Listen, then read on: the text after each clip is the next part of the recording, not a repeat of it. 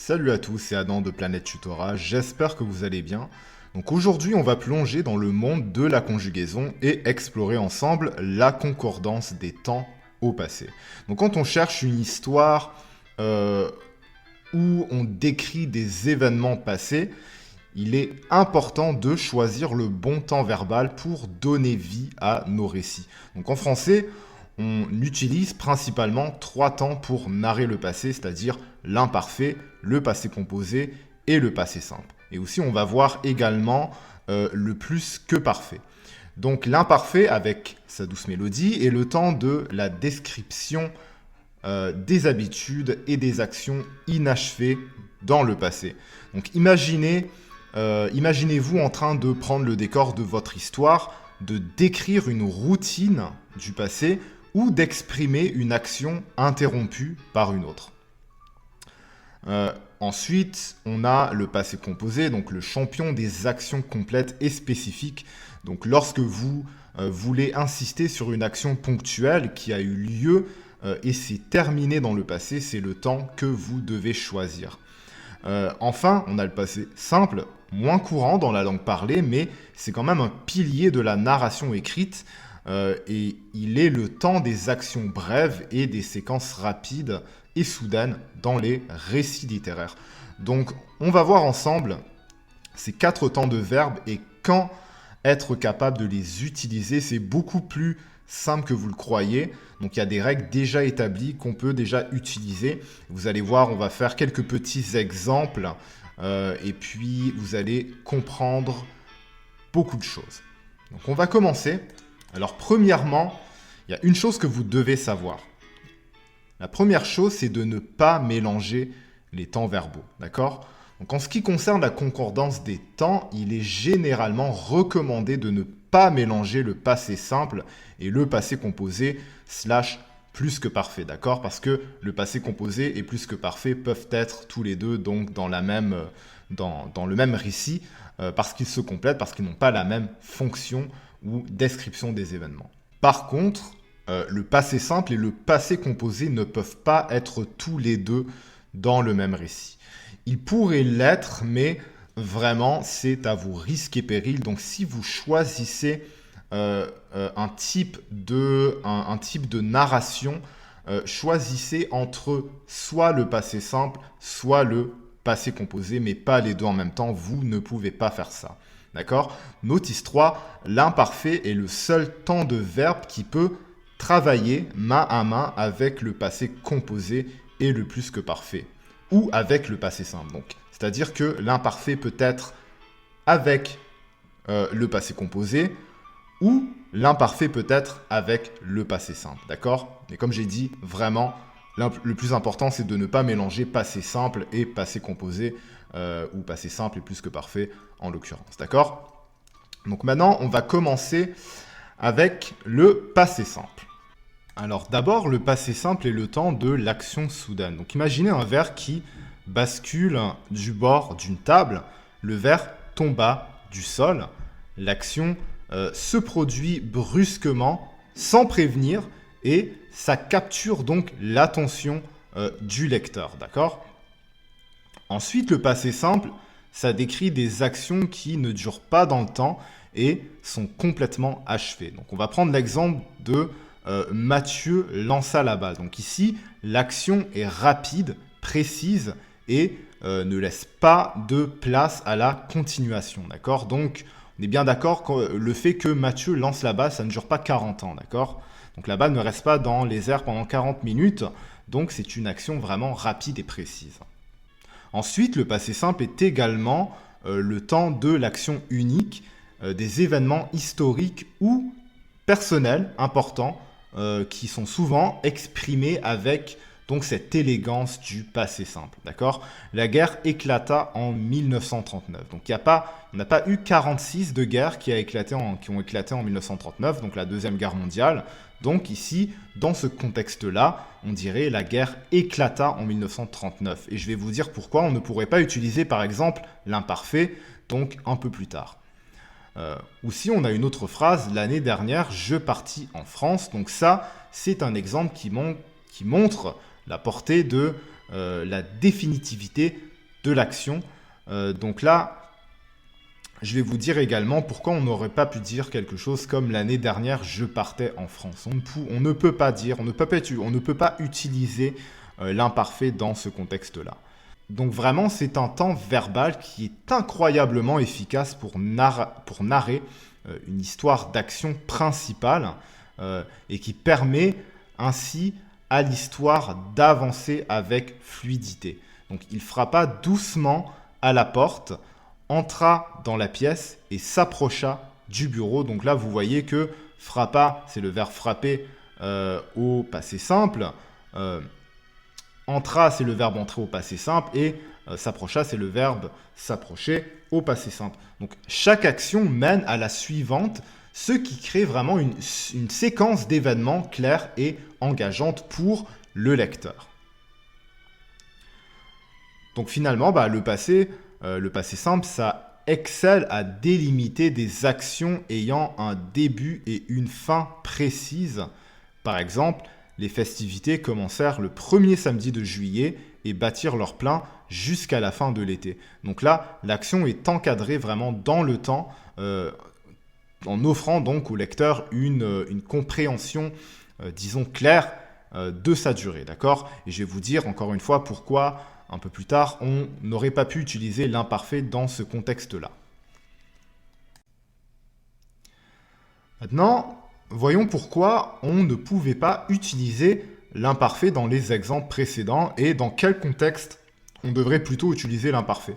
Donc on a vu que le passé simple, c'est idéal pour décrire des actions qui ne durent pas dans le temps et qui sont complètement achevées. Donc on va prendre l'exemple de Mathieu lança la balle. Cette phrase, ça évoque une action rapide, ponctuelle et bien définie. Ensuite, on a vu que le passé simple, c'est idéal pour décrire des actions qui ne durent pas dans le temps et sont complètement achevées. Donc on va prendre l'exemple de Mathieu lança la balle. Donc ça, c'est une phrase qui évoque une action rapide, ponctuelle et bien définie. D'accord ?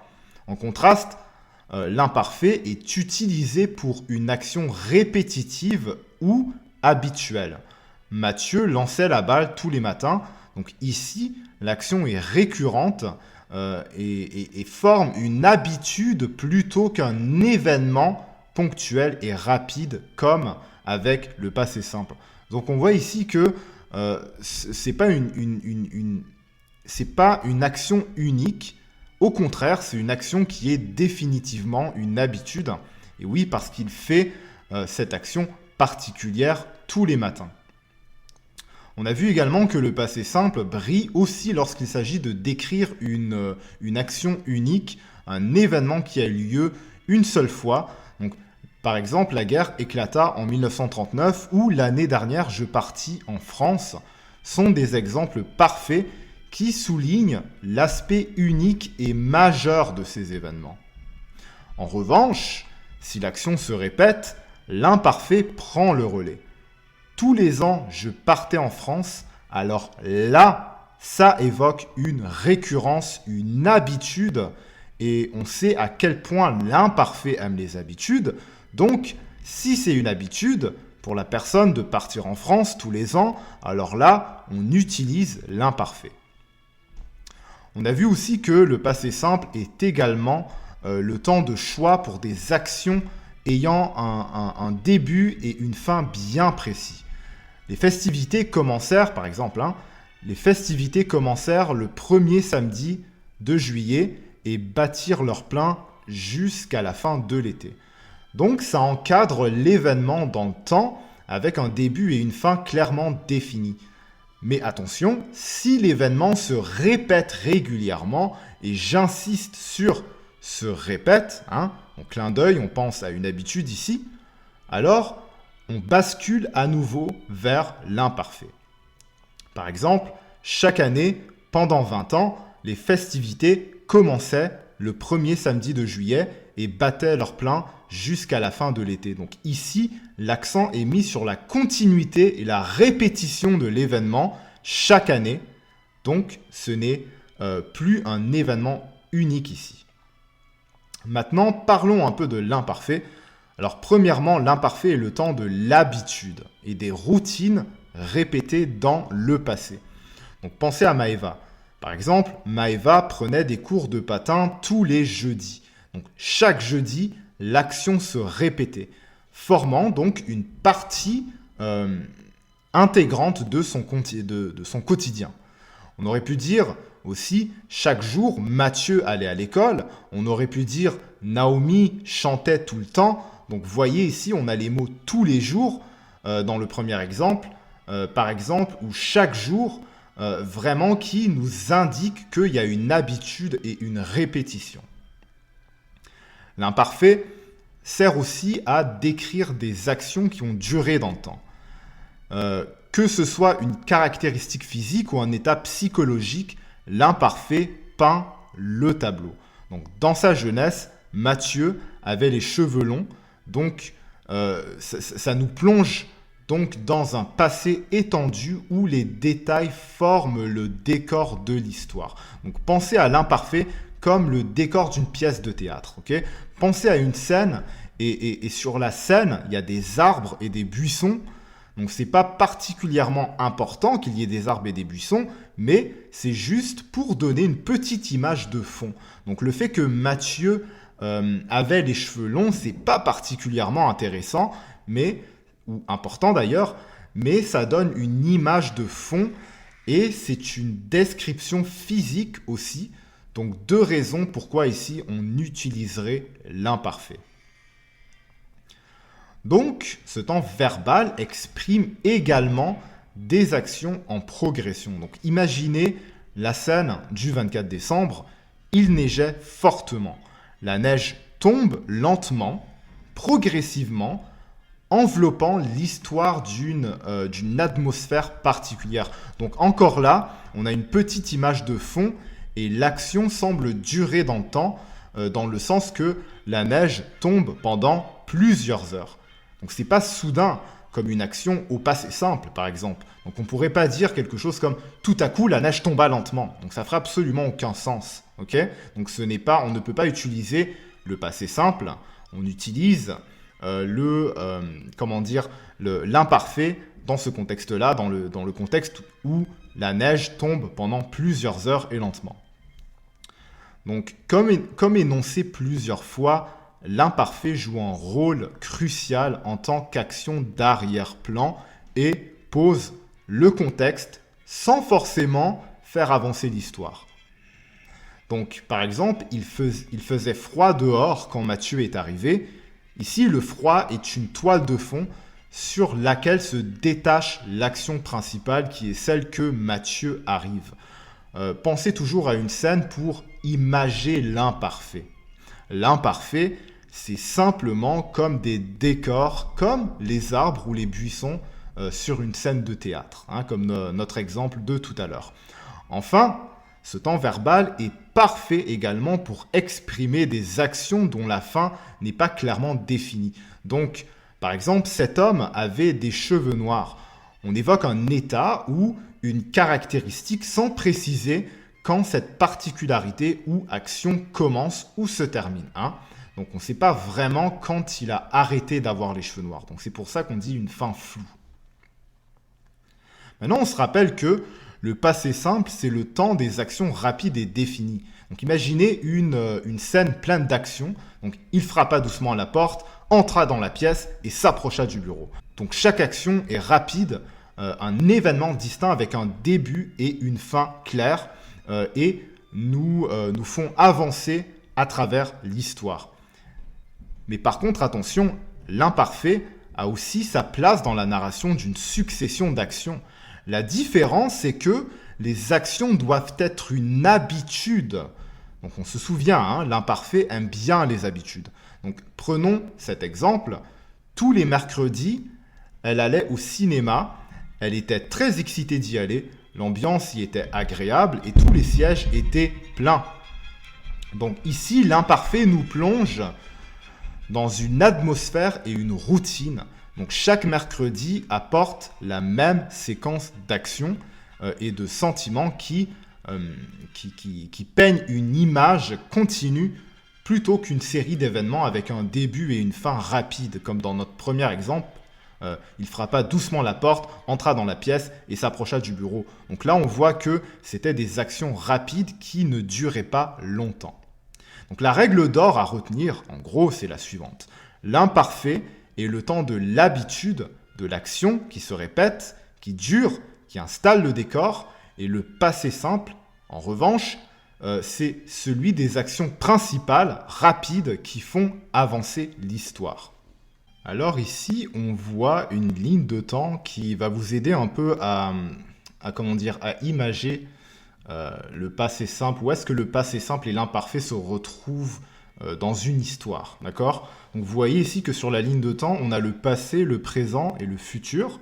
Donc on voit que l'imparfait notamment, eh bien, l'action dure dans le temps avec un début et une fin floue, d'accord? Donc on voit là donc la grande barre que vous voyez, donc ça c'est vraiment l'imparfait. Donc on voit que l'action dure longtemps. Alors que juste à côté, à gauche, on a le passé simple, l'action est soudaine et achevée. Donc on voit ici que le passé simple c'est juste une action, là c'est juste un petit point dans l'histoire du passé, d'accord? Donc voilà comment vous pouvez, ça peut vous aider un peu à imager les choses, on va dire. Donc par exemple, au niveau de l'imparfait, au niveau de la longue barre hachurée que vous voyez à l'écran, par exemple, vous pouvez dire pendant la nuit du 24 décembre, il neigeait. Donc vous pouvez voir que la longue barre hachurée, c'est la nuit du 24 décembre et la neige qui tombe. Et au niveau du passé simple, on pourrait dire tout à coup, Marc dérapa en voiture. Donc là, ça c'est le point du passé simple. Tout à coup, Marc dérapa en voiture. Alors ici, on a un petit exercice dans lequel on voit un paragraphe ou un petit texte plutôt. Et qu'est-ce que vous aurez à faire plutôt, c'est de choisir entre l'imparfait et le passé simple. Donc pour chaque verbe entre parenthèses. Et nous, on se retrouve avec les réponses tout de suite. Donc voici les réponses. Alors, on commence. Autrefois, nous passions les vacances d'hiver chez mes grands-parents. Et oui, nous passions parce que apparemment c'est une habitude. Donc chaque année, on imagine que ces personnes-là passaient leur hiver chez leurs grands-parents.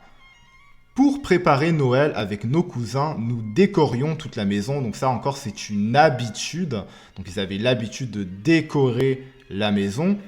Dans le sapin, devant le sapin plutôt, tout le monde dansait. Et mon grand-père riait de nous voir heureux. Donc encore là, les deux verbes sont à l'imparfait. Pourquoi? Parce que non, ce n'est pas une habitude, mais plutôt c'est une action qui est étendue dans le temps, c'est-à-dire que l'action dure longtemps. Donc les personnes dansent longtemps et le grand-père rit longtemps. Mes cousines espéraient ne pas avoir les mêmes jouets que l'année précédente. Donc le fait qu'elles espèrent, eh bien, ça dure, on peut imaginer que ça dure pendant une certaine période de temps, pendant une longue période de temps, jusqu'à temps que vraiment le Noël arrive. Et aussi, on peut peut-être imaginer que chaque année, donc c'est une habitude que ces cousines ont, d'espérer justement qu'elles n'aient pas les mêmes jouets que les années précédentes. Donc on peut voir que c'est une habitude également. Un jour de Noël, je regardais avec tendresse le visage ridé de ma grand-mère. Alors là, vous voyez qu'il y a regarder avec AIS, il y a regarder avec seulement AI. Donc voilà comment on différencie au niveau de l'écriture. Voilà comment on différencie l'imparfait qui se termine avec un AIS, avec le jeu, et le passé simple qui se termine avec AI, avec le jeu. D'accord ? Donc là, ici, on choisit le passé simple parce qu'on voit bien que c'est une action unique. Hein, on se rappelle. Donc, il n'a pas l'habitude de regarder le visage ridé de sa grand-mère tout le temps, à chaque année. C'est pas une habitude, d'accord? Ça n'implique pas une habitude ici. Et aussi, qu'est-ce qu'on peut voir, c'est qu'il ne regarde pas non plus, ça ne dure pas une longue période de temps, ok? Donc il ne dévisage pas sa grand-mère, il fait juste regarder sa grand-mère comme ça, juste pendant quelques instants. Donc c'est une action rapide et unique, donc on utilise le passé simple. Lorsqu'elle me vit, elle m'emmena près du sapin. Encore là, on utilise le passé simple pour ces deux verbes-là. Pourquoi? Parce que c'est une action soudaine. Lorsqu'elle me vit, hein, on a le mot « lorsque », donc qui indique que c'est vraiment soudain. Et soudainement, elle l'emmena près du sapin. Donc c'est une action unique, hein. Elle l'emmène pas près du sapin pendant 40 ans ou à chaque fois ou à chaque Noël, elle ne l'emmène pas près du sapin. C'est une action unique qui n'arrive qu'une fois, alors on utilise le passé simple. Elle rit en voyant mon regard ébahi devant tant de cadeaux. Donc là, on voit qu'elle se met à rire soudainement. D'accord ? Donc elle rit en voyant mon regard ébahi. À ce moment-là, mon père apporta la bûche. Donc encore là, c'est une action ponctuelle, c'est une action qui n'arrive qu'une fois et c'est une action soudaine. Finalement, nous fîmes silence. Donc on ne dit pas nous faisions silence, d'accord, parce que ce n'est pas une action qui dure sur la durée, ce n'est pas une action longue et ce n'est pas une action qui est répétée plusieurs fois chaque année, ce n'est pas une habitude. Donc là, on utilise le passé simple, nous fîmes silence, mais dans nos yeux se reflétait le bonheur. Et là, ça c'est plus une description, on va dire une description physique, et puis ça n'apporte pas tant d'importance que ça à l'histoire non plus, donc on utilise l'imparfait dans ce cas. Maintenant, concentrons-nous sur le passé composé qui est un temps essentiel également pour exprimer des actions précises, uniques et achevées, tout comme le passé simple d'ailleurs. Donc le passé composé nous aide à peindre des événements spécifiques qui marquent nos récits de leur empreinte. Considérez cette phrase: il a mis ses gants sur la cheminée en rentrant du travail. Donc cette action est spécifique, elle a eu lieu une fois et est maintenant terminée. Donc le passé composé est idéal pour souligner cette finitude et cette spécificité. Donc il est crucial de se rappeler que le passé composé et le passé simple servent des fonctions similaires dans un récit. Ils ne peuvent cependant pas être utilisés simultanément. Il faut choisir, donc c'est l'un ou l'autre, mais il faut maintenir la cohérence du récit. Le passé simple, c'est davantage pour le côté écrit et poétique. Le passé simple, c'est davantage pour... Le passé composé plutôt, c'est davantage pour le langage parlé, mais peut-être aussi utilisé pour les récits. Mais peu importe quel temps vous voudrez utiliser pour écrire un récit, n'utilisez pas les deux en même temps dans la même histoire, c'est le plus important, c'est le principal. Et qu'en est-il de la différence avec l'imparfait ? Bien, l'imparfait est utilisé pour des actions qui durent ou qui sont habituelles. Par exemple, Mathieu mettait toujours ses gants sur la cheminée. Donc cette phrase à l'imparfait indique une habitude, une action répétée dans le temps. Vous pourriez dire, maintenant, il a neigé hier. Donc cette phrase au passé composé indique une action achevée et brève. On imagine que la neige a fait une brève apparition, donc changeant le paysage pendant un court moment avant de laisser place à d'autres conditions météorologiques. Maintenant, changeons légèrement la phrase « il neigeait ici ». Donc ici, avec l'imparfait, donc neigeait, l'image est différente. Donc c'est une formulation qui suggère que la neige tombait doucement, peut-être même pendant une grande partie de la journée. Donc l'action avait une certaine durée, donc enveloppant une journée dans un manteau blanc et persistant. Donc ces deux phrases, bien que décrivant le même phénomène, la neige, portent en elles des interprétations différentes. Donc le choix du passé composé ou de l'imparfait n'est pas anodin, il affecte la façon dont nous imaginons l'événement, comment nous ressentons la durée, l'intensité et l'ambiance donc de cette scène. Alors si vous vous demandez, oui, donc le passé composé et l'imparfait peuvent coexister harmonieusement dans une même phrase, chacun apportant sa propre nuance et sa propre temporalité à la narration. Donc on imagine une scène simple, vous êtes chez vous en train de dîner, soudain quelqu'un frappe à la porte. Comment racontez-vous cet événement ? Donc les mots-clés et le contexte vont guider notre choix entre l'imparfait plutôt et le passé composé. Vous pourriez dire « je mangeais quand il a cogné à la porte ». Dans cette phrase, je mangeais et à l'imparfait parce que manger est une action qui se déroule sur une longue durée. Donc il a cogné à la porte est au passé composé parce qu'il s'agit d'une action soudaine, brève et achevée. Donc c'est une action soudaine et rapide. Donc il a cogné à la porte tout d'un coup. Et là, le mot quand donc, nous fait comprendre que c'est soudain. Okay.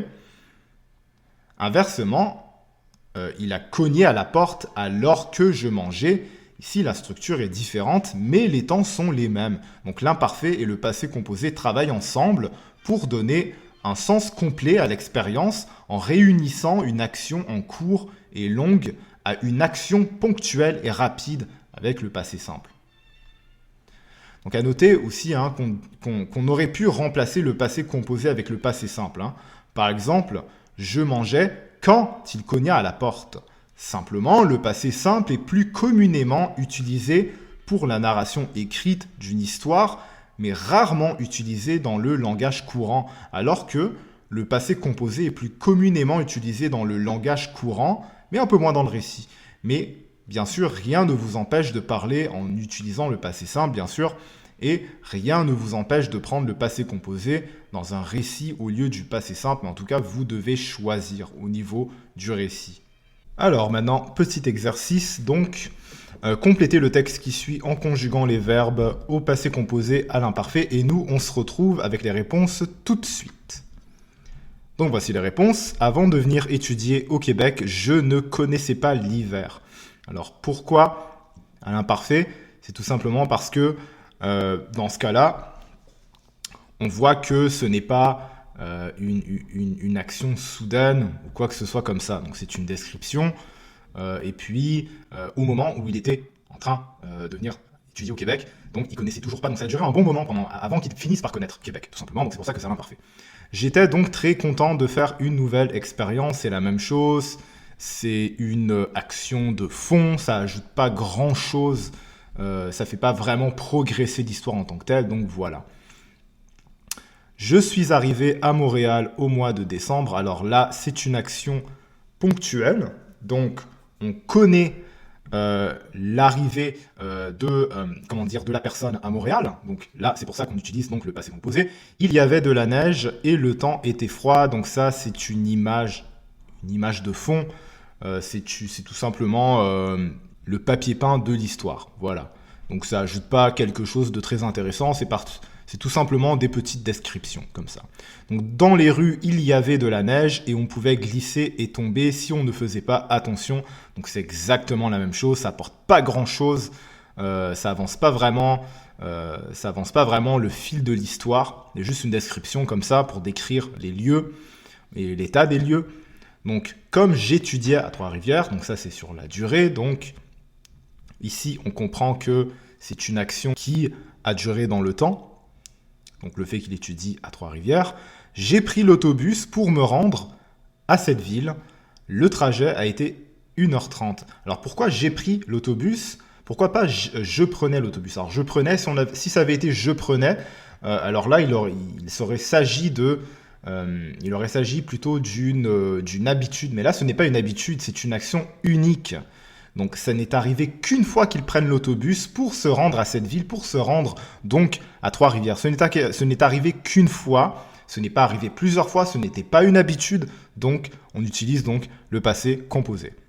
Le trajet a été d'1h30, encore une fois, c'est une action unique, voilà. Quand je suis arrivé à cet autre endroit, il faisait moins 22, donc quand je suis arrivé... Encore une fois, c'est une action unique, il est tout juste d'arriver, donc ce n'est pas une action qui a duré particulièrement dans le temps, mais il est arrivé, c'est une action principale, ça fait progresser dans l'histoire. Donc voilà, il faisait moins 22, donc ça c'est juste une description physique, on s'en fout du fait qu'il faisait moins 22, c'est juste une image de fond, c'est juste pour peinturer un peu la scène, pour décrire un peu l'atmosphère, d'accord? Maintenant, dernier sujet de la vidéo, avant de terminer, par quelques exercices, on va dénouer les subtilités qui distinguent le passé composé du plus que parfait. Donc commençons par le passé composé. Alors imaginez une action simple et directe, récemment accomplie. Donc une fille a acheté des jouets, c'est clair, net et achevé. Voilà. Maintenant, elle est prête à montrer ses jouets à sa mère. Donc là, l'action vient de se terminer et nous sommes toujours ancrés dans un présent proche. Donc on utilise le passé composé quand il est précédé ou suivi d'un verbe plutôt au présent. D'accord ? Maintenant, plongeons dans le plus que parfait. Ce temps verbal prend une dimension supplémentaire qui nous transporte encore plus loin dans le passé. Donc, par exemple, une fille avait acheté des jouets, donc l'action est complètement terminée et elle s'est produite bien avant une autre action passée. Donc, elle les montra à sa mère. Donc, elle les montra, c'est au passé simple, donc c'est toujours une action passée. Donc, voilà l'action subséquente donc qui est également dans le passé. Donc, le passé composé nous parle d'actions récentes, achevées juste avant le moment présent, alors que le plus que parfait, lui, s'enfonce dans les couches plus profondes du passé, établissant une chronologie entre deux ou plusieurs actions, toutes se situant dans le passé. Donc, pour que ce soit un peu plus clair, j'ai fait un petit tableau ici, que vous pouvez voir à l'écran. Donc, on a deux situations. Une situation où on utilise le plus que parfait, une autre situation où on utilise le passé composé. Donc dans la première phrase, on voit une fille avait acheté des jouets et elle les montra à sa mère. Donc on a deux actions passées. Avait acheté et montra. Donc montra c'est au passé simple, c'est toujours dans le passé. Et avait acheté, bien sûr, le plus que parfait, c'est toujours dans le passé. Donc c'est deux actions qui sont dans le passé. Donc dans ce cas-là, on utilise donc le plus que parfait, d'accord ? Parce que les deux actions sont dans le passé. Alors que, pour le passé composé, on dirait quelque chose comme une fille a acheté des jouets, maintenant elle les montre à sa mère. Donc là, vous voyez que maintenant, on parle de maintenant, elle les montre, là c'est une action qui est dans le présent, on n'est plus dans le passé maintenant. Donc étant donné qu'il y a une action dans le présent maintenant, alors on utilise le passé composé. On ne pourrait donc pas utiliser le plus que parfait dans ce cas-là. D'accord ? Donc, en résumé, passé composé, c'est une action passée entièrement terminée avant une action présente. Donc, une action passée entièrement terminée, une fille a acheté, avant une action présente, maintenant, elle les montre à sa mère. D'accord ? Alors que le plus que parfait, c'est une action passée entièrement terminée, avant une autre action passée. Par exemple, une fille avait acheté, donc ça c'est une action passée terminée, elle les montra, puis elle les montra à sa mère, donc elle les montra, c'est le passé simple, donc c'est une autre action dans le passé, c'est un autre temps de verbe dans le passé, donc on utilise le plus que parfait et non pas le passé composé. Donc par exemple, on ne pourrait pas dire une fille avait acheté des jouets, maintenant elle les montre à sa mère. Bah non, on ne peut pas dire ça. Pourquoi ? Parce que maintenant elle les montre à sa mère, c'est un temps de verbe au présent. Donc pour un temps de verbe au présent, on se rappelle qu'on utilise le passé composé. Donc la phrase ne devrait pas être une fille avait acheté des jouets, maintenant elle les montre à sa mère. Non, plutôt la phrase devrait être une fille a acheté des jouets, maintenant elle les montre à sa mère. Tout simplement. Donc maintenant, on va faire un petit exercice. Alors, vous voyez un petit texte ici. Donc, tout simplement, choisir la bonne conjugaison des verbes entre le passé composé et l'imparfait. Et nous, on se retrouve tout de suite avec les réponses. Alors maintenant, voici les réponses. C'était un jour d'hiver. Alors oui, non, ce n'est pas « ça a été un jour d'hiver », c'était un jour d'hiver parce que là, on décrit une scène, tout simplement. Alors, c'était... Il faisait froid, encore là, c'est juste une description d'une scène, ou encore, ce n'est pas important, donc il faisait froid. Les élèves jouaient en arrivant à l'école, encore là, ce n'est pas une action importante, et c'est juste une description d'une scène, donc on utilise l'imparfait. La cour était toute blanche, encore là, c'est juste une description, car il avait neigé pendant la nuit. Et oui, pourquoi on utilise le plus que parfait ?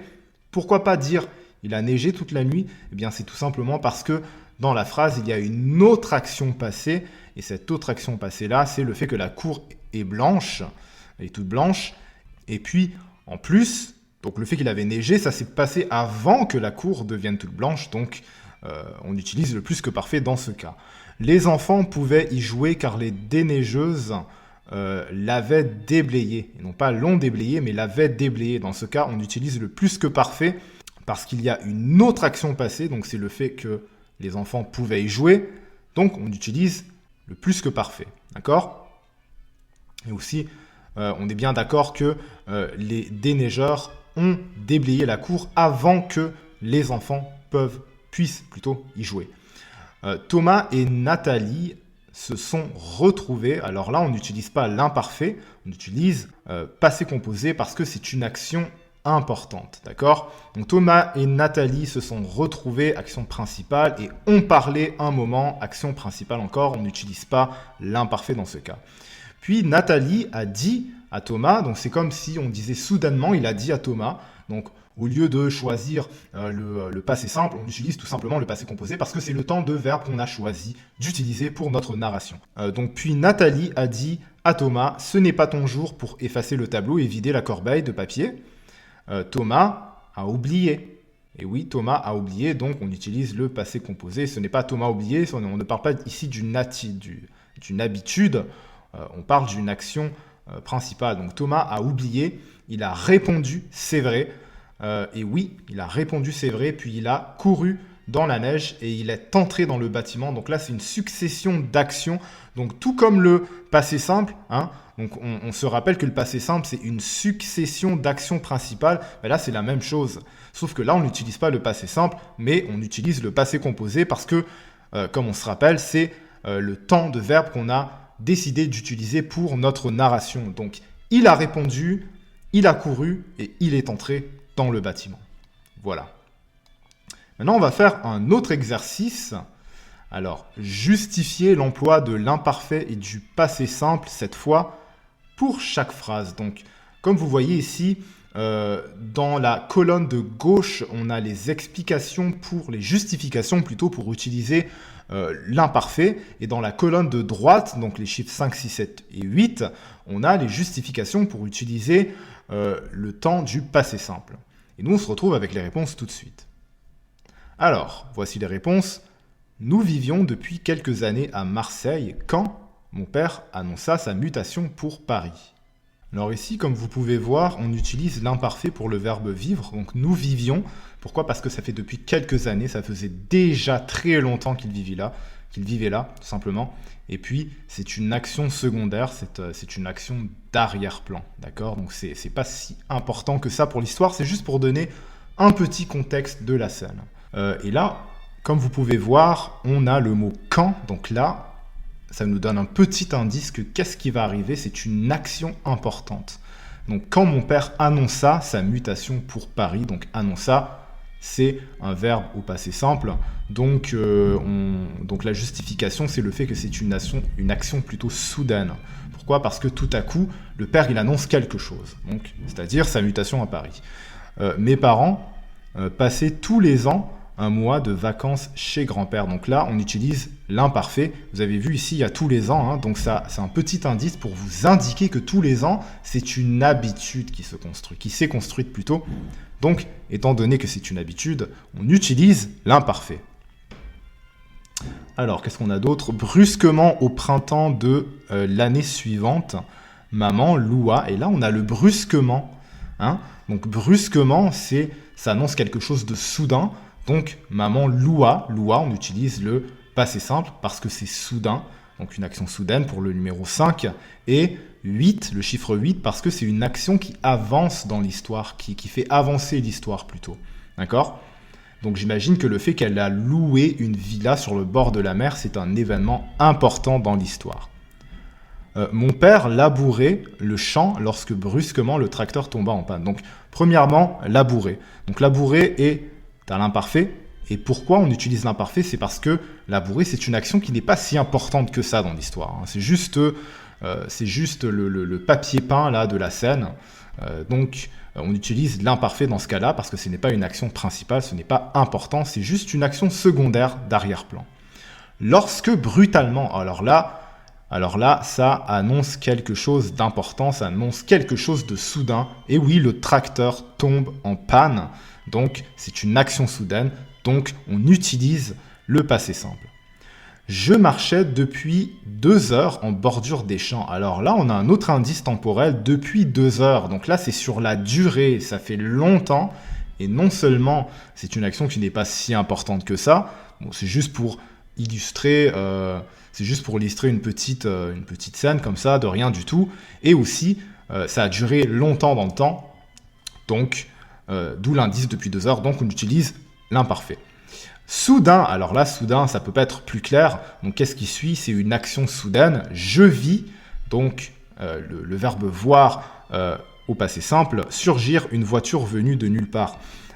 Habituellement, Sophie écrivait, alors habituellement, ça peut pas être plus clair comme mot, c'est une habitude. Donc, une habitude, bien entendu, le verbe qui va suivre après, c'est un verbe à l'imparfait, d'accord, puisque c'est une habitude. Donc habituellement, Sophie écrivait à sa grand-mère toutes les semaines. Ce jour-là, elle lui téléphona.